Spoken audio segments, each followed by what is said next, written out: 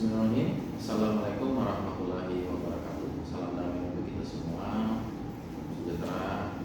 Perkenalkan, nama saya Teguh Fansya. Saya salah satu dosen di Fakultas Teknik Universitas Tadulako, program studi S1 Teknik Sipil kampus Kabupaten Morowali. Bidang ilmu atau konsentrasi saya itu adalah engineer struktur. Saya mengajar beberapa mata kuliah seperti statika, mekanika bahan, analisa struktur, struktur beton, struktur baja, dan struktur kayu. Kali ini saya akan menjelaskan mata kuliah yang saya ampuh adalah mata kuliah statika yang menggunakan metode delivery, interaction, dan assessment. Mata kuliah statika merupakan mata kuliah wajib yang disediakan oleh program studi S1 Teknik Sipil, dalam hal ini konsentrasi struktur, yang ditawarkan di semester 1 yang memiliki bobot sebesar 3 SKS. Mata kuliah statika bertujuan untuk membekali mahasiswa tentang pengetahuan karakteristik statis tertentu, termasuk jenis pembangunannya dan analisa struktur statis tertentu akibat perubahan statis. Capaian pembelajaran pada program studi S1 Teknik Sipil Universitas Tadulako yang dibebankan pada mata kuliah statika adalah memahami materi ilmu matematika dan basic science dan implementasinya pada ilmu teknik sipilan. Untuk mencapai pembelajaran mata kuliah atau CPMK pada akhir perkuliahan, yaitu mahasiswa mampu menelaah secara cermat teori-teori bidang teknik sipil. Mahasiswa memahami materi aljabar matematika dan fisika gaya, vektor, hukum metode 3, serta implementasinya pada analisa struktur statis tertentu. Juga menguasai materi analisa struktur statis tertentu secara mandiri dan disiplin. Sistem pembelajaran pada mata kuliah statika dilakukan secara luring dan daring dengan menggunakan metode pembelajaran aktif yang mengutamakan peran dan keaktifan mahasiswa dalam suatu proses pembelajaran, yaitu pembelajaran kolaboratif, diskusi kelompok, penugasan berupa studi kasus melalui penerapan kurikulum OBE dengan sistem case method. Nah, mahasiswa di sini diberikan studi kasus dalam bentuk istilahnya biasanya disebut dengan tugas besar yang dikerjakan secara individu dengan batas waktu sampai biasanya sebelum ujian akhir semester. Nah, untuk mata kuliah statika ini dilakukan selama 16 atau sebanyak 16 kali pertemuan, di mana 7 pertemuan pertama adalah sebelum ujian tengah semester atau UTS, dan 7 pertemuan berikutnya setelah UTS dan sebelum ujian akhir semester atau UAS. Nah, di sini juga mahasiswa harus sudah mengumpulkan tugas besar yang diberikan ya sebagai prasyarat kelulusan yang nantinya akan terintegrasi dengan metode penilaian pada kurikulum UBE.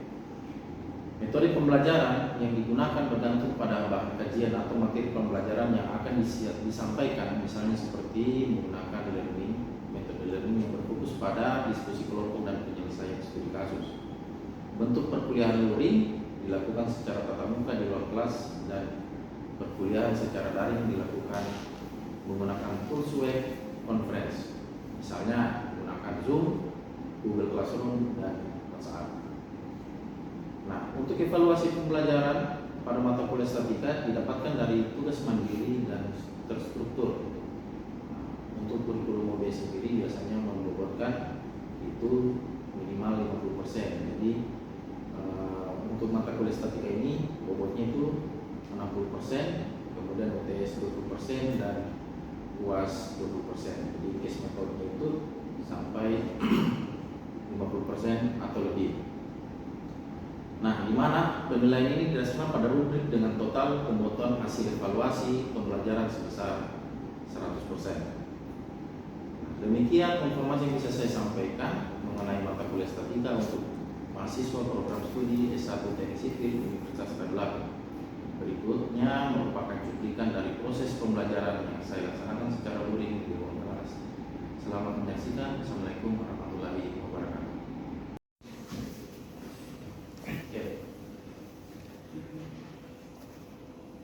Bismillahirrahmanirrahim. Assalamualaikum warahmatullahi wabarakatuh. Waalaikumsalam warahmatullahi wabarakatuh. Apa kabar semuanya? Adik-adik? Baik. Semoga kita selalu diberikan kesehatan ya. Nah, hari ini kan pertemuan pertama kita ya dalam mata kuliah statika. Jadi statika ini salah satu mata kuliah semester yang pertama ya. Agar lebih siap ya sebelum kita mulai perkuliahan ini, ada kalanya lebih bagus kita supaya lebih jujur lagi kita berdoa ya. Oke, intinya berdoa dan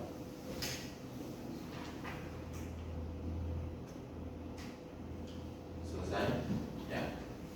Oke, untuk pertemuan pertama di mata kuliah statika ya tentunya ini kan karena mahasiswa baru ya, tentunya pasti bertanya statika ini apa sih? Jadi statika ini seperti yang saya bilang tadi adalah salah satu mata kuliah di semester yang pertama ya.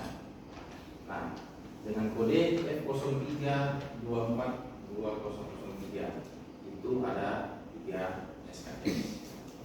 Nah, biasanya sebelum kita masuk perkuliahan kita ada istilah namanya kontrak perkuliahan ya.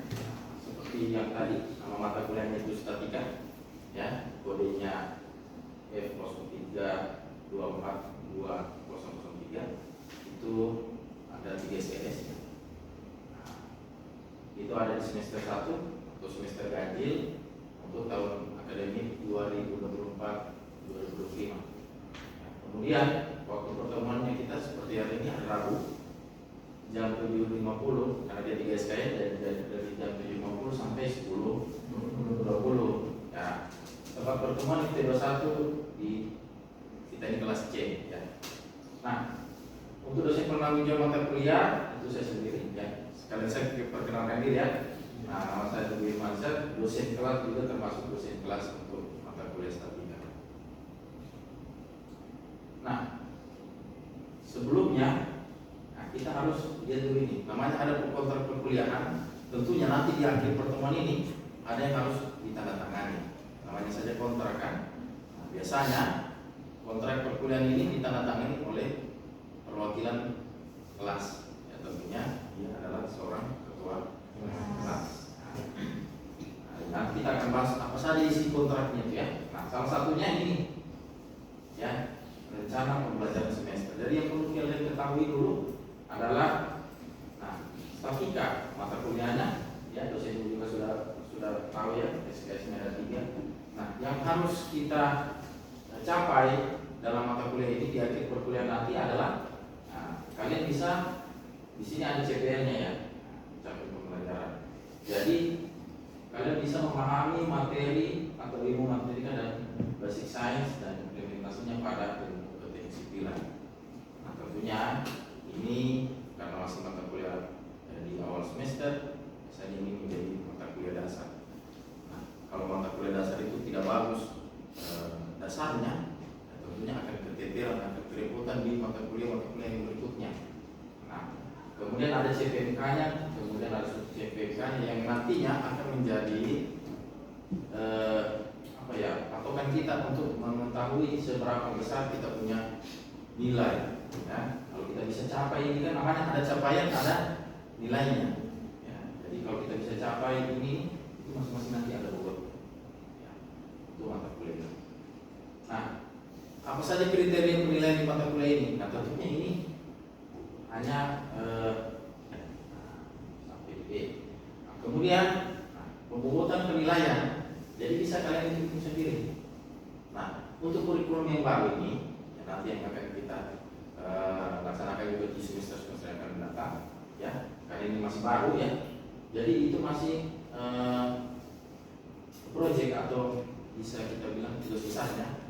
Nah, itu bisa sampai dengan keaktifannya itu bisa bobotnya sampai 50% atau sampai 60% ya. Jadi agak tinggi di sini. Jadi sebenarnya harus kita sadari nilai tugas besar itu sangat besar untuk mempengaruhi kita punya penilaian. Ya. Jadi yang dimaksud dengan proyek ini bukan cuma tugas besar tapi praktikum juga. Karena ada mata kuliah yang tugas besar, ada yang mata kuliah yang praktikum. Nah, kayak yang diikuti di semester 1 itu kan ada praktikumnya kan. Nah, kemudian apa? Ini problem set atau kuis atau tugas-tugas kecil yang di kelas itu biasanya 10%. Kalau misalnya ya proyek dan keaktifan ini ambilnya 60%, biasanya problem setnya sudah tidak ada.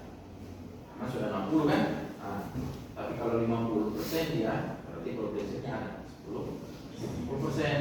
Nah, kemudian untuk ujian tengah semester, kalau misalnya 60% proyeknya, 10% problem set kuisnya, maka ujian tengah semester dan ujian akhir semester tinggal 15%. Tapi kalau dia 50%, ininya problem setnya 10, maka ini 20%. Jadi dia akan bermain di sini saja dan tidak akan lebih dari 100%. Tidak.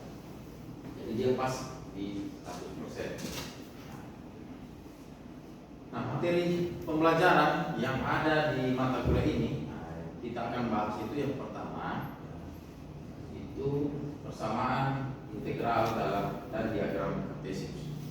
Nah, ini mungkin waktu masih SMA kemarin sudah pernah dengar ini kan? Apa yang integral? Apa? Kalau pernah dengar apa itu integral? Lawannya apa? Turunan. Turunan biasa apa namanya? Integral dengan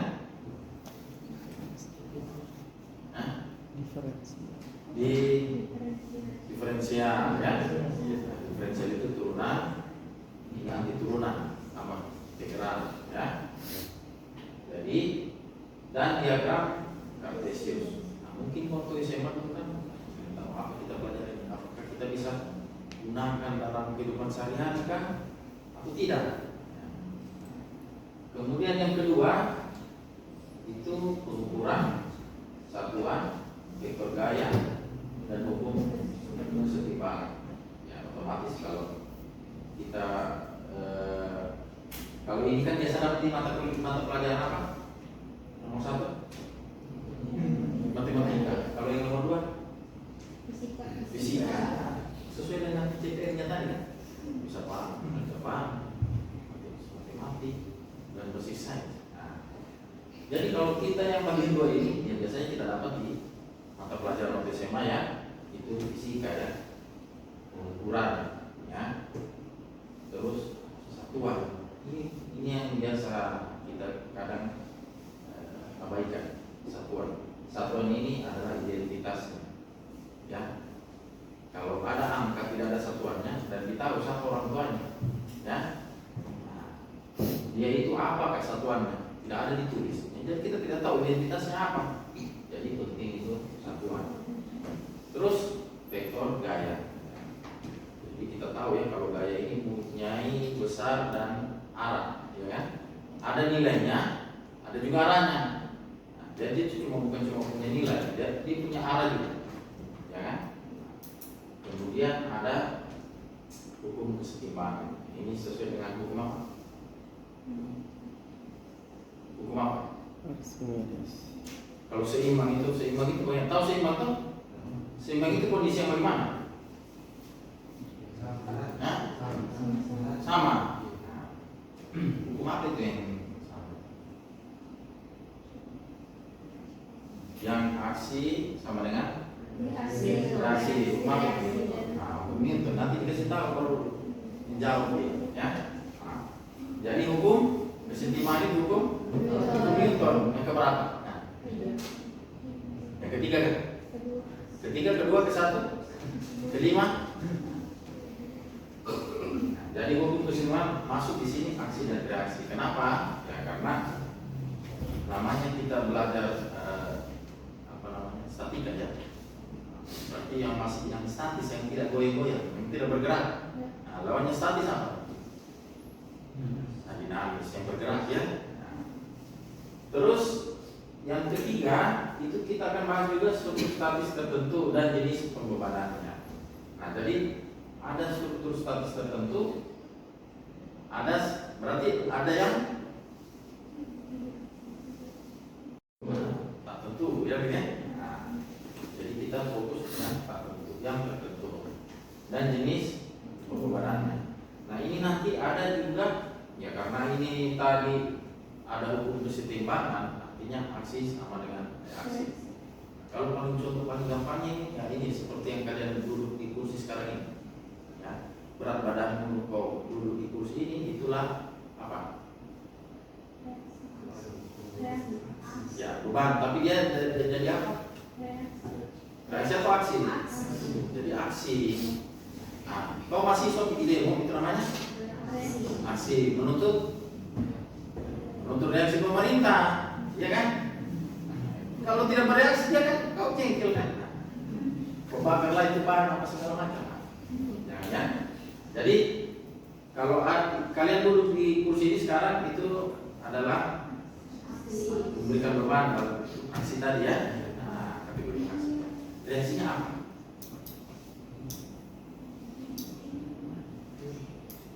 Reaksinya apa? Hah? Ada beban. Reaksinya apa? Ya reaksinya, ini sudah reaksinya, kursinya tidak patah. Kalau patah reaksi juga itu, ya. Nah, atau saya ganti lah, mungkin karena dengan benda mati pusing. Nah, coba kalau dipukul, bagaimana kira-kira? Nah, ya kira-kira itu aksi saya, misalnya saya pukul ya. Nah, reaksinya bagaimana? Nah, tidak reaksinya bagaimana? Atau mau dipraktekkan supaya lebih nah, atau ada orang dihina ya, bagaimana reaksinya? Nah, itu reaksi. Ada orang yang apa?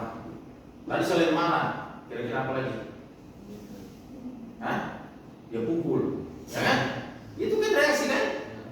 Atau membalas dia hina juga kan? Dia hina balik, itu namanya reaksi. Jadi macam aksinya satu, biasanya aksinya sama, reaksinya yang beda-beda. Nah, kita lihat lagi ya. Karena di sini dia bilang ada jenis pembebanan, berarti ada lebih dari satu jenis pembebanan. Nah, di statika itu ada beberapa jenis pembebanan. Ada beban titik, apalagi beban merata, beban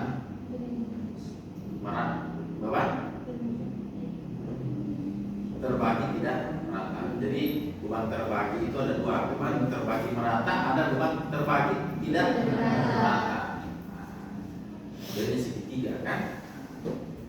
Terus, nah tentunya kalau ada bebannya berarti ada yang memikul bebannya dalam bentuk balok sederhana atau balok gerber. Ini juga yang akan kita bahas nanti ya. Kemudian ada portal statis tertentu dan portal tiga sendi, sama juga ini juga yang termasuk model strukturnya ya. Nah, kemudian ada struktur pelengkung statis tertentu ya, pelengkung statis tertentu. Ini masih sama jenis strukturnya ya. Jadi sama dengan misalnya ini, ada beban yang memikul, ada juga toh jenis strukturnya, jenis bebannya, ya kan? Nah, terus nanti ada jenis tumpuannya, ya kan? Kan dalam begini melayang kamu ya, pasti ada tumpuannya kan? Nah, sedangkan kamu berdiri, tumpuannya apa? Kaki, ya kan? Nah, tinggal mau dicari tahu jenisnya apa? Apa semua tumpuan ini? Jepit, sendi, sama roll. Kalau dia roll, modelnya gimana? Nah, modelnya kalau disimbolkan bulat. Padahal kalau di kehidupan sehari-hari, yang membedakan tiganya tiga tadi itu apa? Nah, apanya kira-kira? Saya kasih contoh, tahu misalnya ini bisa dijawab. Saya tadi hina 3 orang, Satu dia marah, satunya dia pukul saya, yang satunya dia balas hina. Nah, itu yang membedakan ketiga orang ini apanya? Reaksinya. Berarti tumpuan tadi yang membedakan adalah reaksinya. Misal kita ambil yang roll ya. Yang roll itu kenapa dipasang di motor? Karena dia hanya bisa menahan gaya.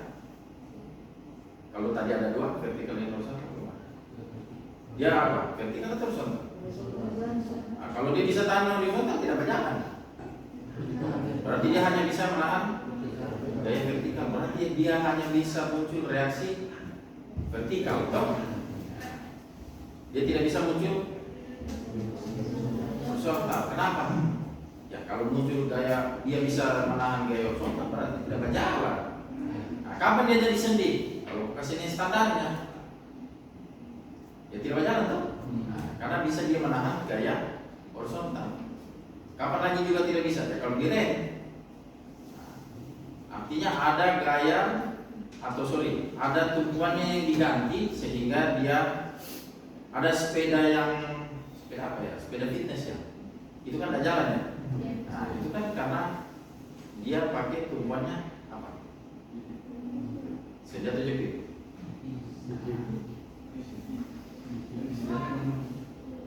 Kalau dia tidak bisa menahan, ada kan satu lagi tapi bukan gaya ya. Dia itu namanya momen ya.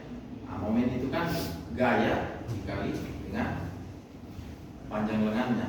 Lengannya itu di mana gayanya bekerja ke titik yang ditinjau. Misalnya gayanya apa saja, mau horizontal ke, vertikal ke, yang penting ada panjang lengannya, maka muncullah yang namanya momen. Nah, kalau tidak panjang lengannya, biar gayanya besar sekali, tapi tidak ada, ya berarti tidak muncul momen. Contohnya apa? Pernah pegang palu-palu? Nah, pernah? Semakin panjang gagangnya memang. Pernah apa istilahnya? Mau memaku pakai batu? Nah, itu tidak ada gagangnya ya? Nah, bagaimana kira-kira? Berat. Tidak ada momennya. Kalau begini berarti begini. Nah, saya kasih gaya horizontal ya. Kalau begini dipaku berarti begini. Berarti dia gaya vertikal saja, ya kan? Nah, tidak ada momen. Nah, kita butuh momen. Nah, kalau ada gagangnya, berarti begini kan? Jadi gayanya itu ada di sini yang kena, tapi di sini gayanya. Berarti ada panjang lengannya. Efeknya juga. Coba mana lebih enak ukur pakai palu-palu atau pakai batu? Kayak gitu ya.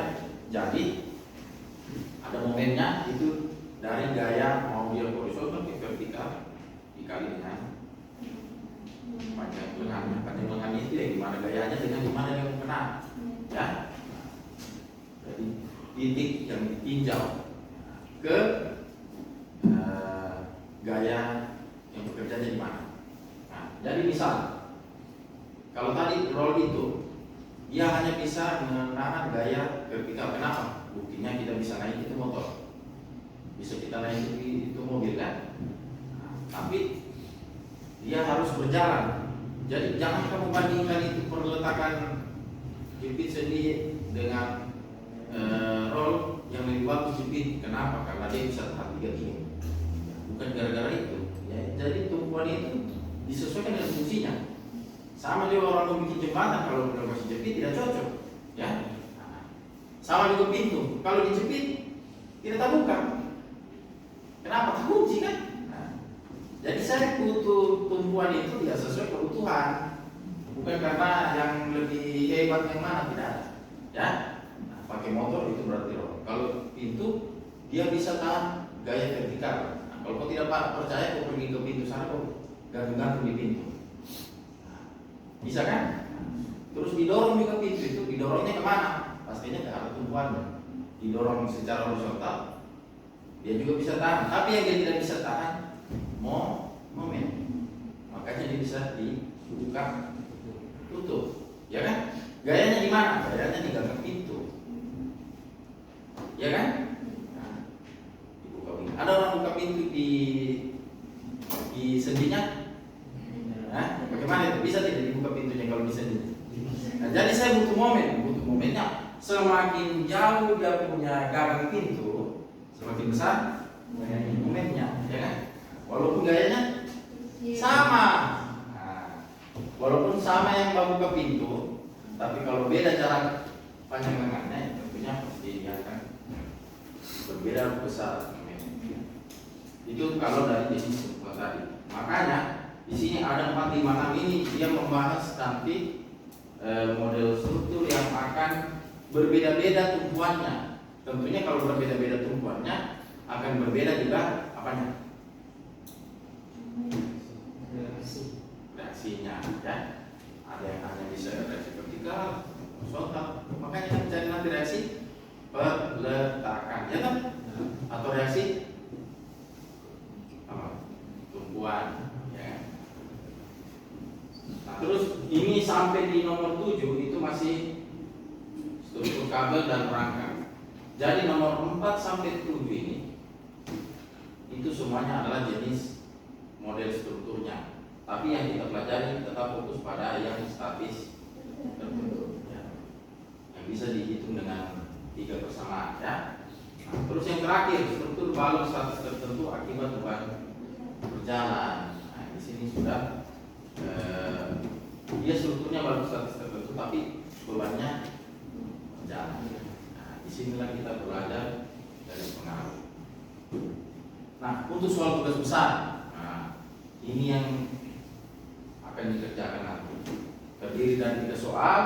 Yang pertama itu dia total 3 segi, ya. Kenapa ada 3 seginya? 1, 2, sama yes. Cuma ini sih jauh sekali, ya. Yes. Terus nanti yang kedua adalah menghitung rangka batang dari kuda-kuda berikut ini. Nanti tergantung dari asistennya, ya.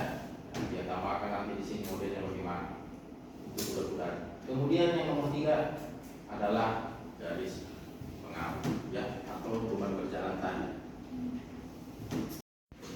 Ya, ada yang mau bertanya? Saya Pak. Ya, sama namamu ini? Ya. Perkenalkan, nama saya Bupa Ujana. Dipanggil? Kita. Saya mau bertanya Pak, mengapa saya harus mempelajari tentang statika? Oke. Ini sebenarnya sudah ada di yang lalu, ya. Nah, ada lagi? Nah, laki-laki saja. Oh, ya. Perkenalkan, nama saya Papa. Dipanggil siapa ini? Biasa dipanggil Budi. Oh, sampai kira dipanggil Papa. Nah, Jadi silakan Pak, setelah pelajaran ini bisa diaplikasikan kemana dia? oke. Ini mirip pertanyaannya, ya. Nah, jadi seperti yang di awal tadi.